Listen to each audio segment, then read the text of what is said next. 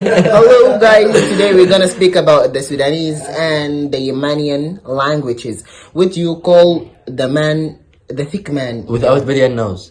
What do you No. call a man without body and nose? Without what? Body and nose.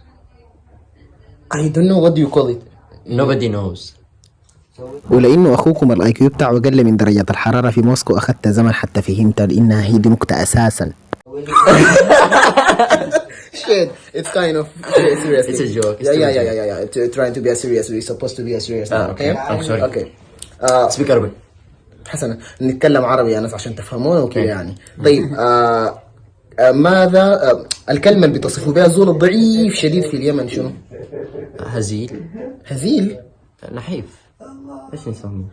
شوف الكرياتيفيتي نحن بنقول له شنو؟ شنو؟ صبجة. صبية. الصبية ويدي حيتجوز